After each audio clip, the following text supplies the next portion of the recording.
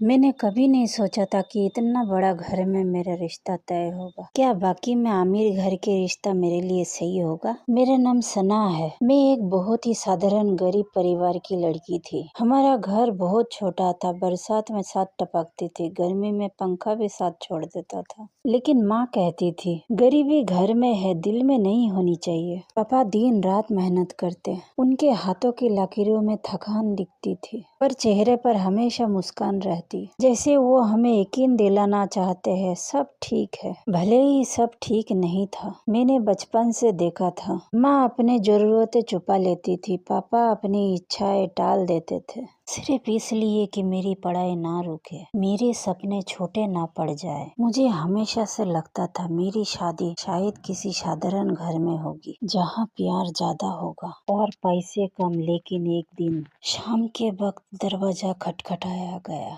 माँ ने दरवाजा खोला।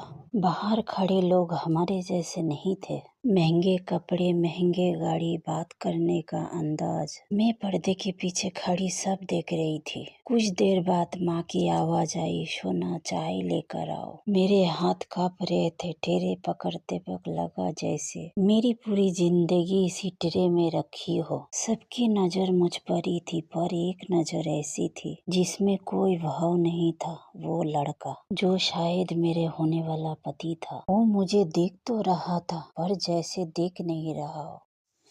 उस दिन मुझे पहली बार समझ आया,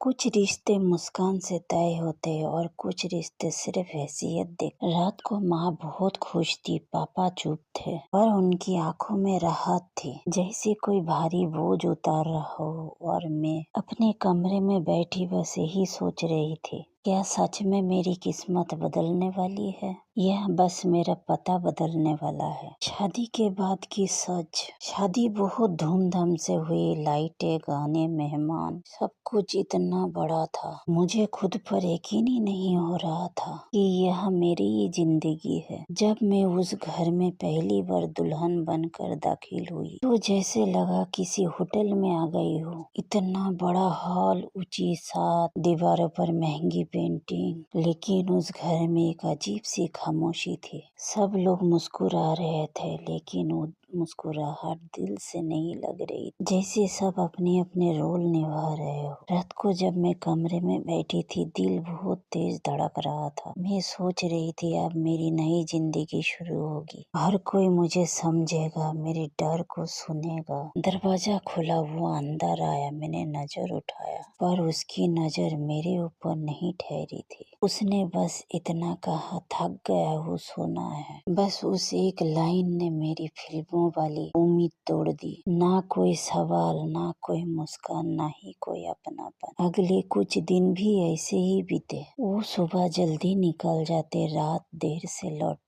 घर में सब कुछ था पर बातचीत नहीं थी। मैंने खुद को समझाया शायद काम का दबाव होगा, पर दिल के किसी कोने में एक हल्की सी खाली जगह बन गई। मुझे लग रहा था शादी के बाद मेरी दुनिया बड़ी होगी, पर यहाँ आकर महसूस हुआ कमरा बड़ा था, रिश्ता बहुत छोटा। फोन की स्क्रीन दिन गुजरते गए, घर की आदत हो गई। लोगों के चेहरे पहचान में आने लगे, पर अपने ही पति का चेहरा अब भी अनजानी से लगता था। वो हर वक्त फोन में उलझे रहते, वो उठते बैठते, खाना खाते हुए भी, यहाँ तक कि बात करते हुए भी उसकी नजर स्क्रीन से हटती ही नहीं थी। शुरू में मैंने ध्यान नहीं दिया, सोचा बिजनेस होगा, काम होगा, लेकिन फिर एक चीज बार बार होने लगी। जब भी मैं उसके पास जाती, वो मोबाइल को उल्टा रख देता, कभी अचानक मुस्कुरा देता, कभी कमरे के बाहर चला जाता। एक रात फोन टेबल पर रखा था, स्क्रीन जली और एक नाम चमका। बस एक नाम, ना फोटो ना कुछ और, लेकिन उस नाम को देखते ही मेरे दिल की धड़कन अजीब हो गई। ना ही मैंने फोन उठाया, ना ही फोन को छुआ, पर उस दिन पहली बार महसूस हुआ मेरे और उनके बीच कोई तीसरा खड़ा है। मुझे महसूस जरूर हो रहा था। मैं कुछ दिनों से उनके कपड़ों में से अजीब खुशबू महसूस कर रही थी। एक रात वो बहुत देर से घर आए। घड़ी में लगभग 12 बज रहे थे। मैं ड्राइंग रूम में उनके इंतजार कर रही थी। दरवाजा खोला पर उन्होंने मेरी तरफ देखा भी नहीं। जब वो मेरे पास से गुजरे, उनके शर्ट में वही खुशबू फिर आई जो मेरी नहीं थी। मैं वही खड़ी रह गई। मैंने खुद से कहा, मैं एक पल के लिए सोचा शायद मेरे वहम होगा, शायद ऑफिस में किसी का परफ्यूम होगा, पर दिल ने पहली बार दिमाग की बात नहीं मानी। उस रात मुझे नींद नहीं आई। रात भर छत को देखती रही, सोचती रही क्या मैं ज्यादा सोच रही हूँ या सच में कुछ बदल रहा है। सुबह आईने में देखा, चेहरे पर सब ठीक था और आंखों में सवाल आ गए थे।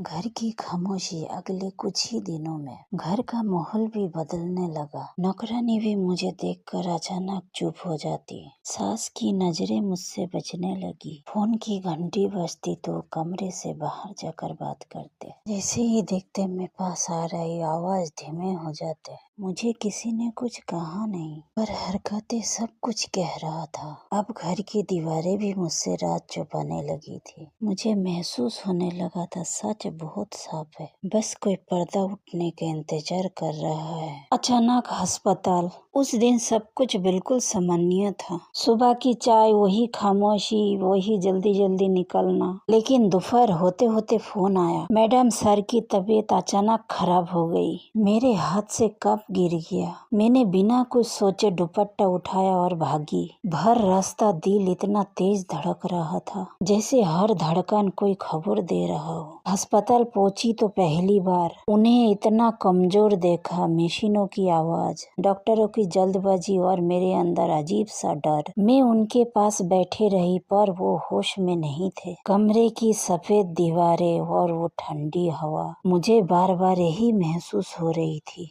कि मैं उनकी पत्नी हूँ। फिर उनकी जिंदगी के बारे में मुझे कितना कम पता है। कभी कभी नर्स आती, कुछ पूछती, चली जाती। मुझे उनके दोस्तों का फोन आते, पर एक कॉल ऐसे आया जिसे देखकर मैंने फोन उठाया ही नहीं। दिल ने कहा मत छू, दिमाग बोला जानना जरूरी है। उस दिन पहली बार लगा बीमारी सिर्फ शरीर की नहीं होती, कुछ रिश्ते भी अंदर ही अंदर बीमार हो जाते हैं और पता तब चलता है जब बहुत देर हो चुकी होती है। शाम हो चुकी थी। मैं दवाई लेने मेडिकल पर गई। अस्पताल की वो लंबी सफेद गैलरी, हर कदम पर अजीब सा सन्नाटा। तभी सामने एक औरत दिखी, साधारण कपड़े, बिखरे बाल, साथ में लगभग 5-6 साल का बच्चा। वो बार बार रिसेप्शन पर जाकर एक ही नाम ले रही थी, मेरे ही पति का नाम। पहले तो मुझे लगा शायद कोई रिश्तेदार होगी, पर उसकी आवाज कांप रही थी। मुझे उनसे मिलना है, वो मेरे पति है। मेरे कानों में जैसे ही आवाज गूंजी, मैं कुछ सेकंड के लिए वही रुक गई। उस बच्चे ने उनका नाम लेकर रोना शुरू कर दिया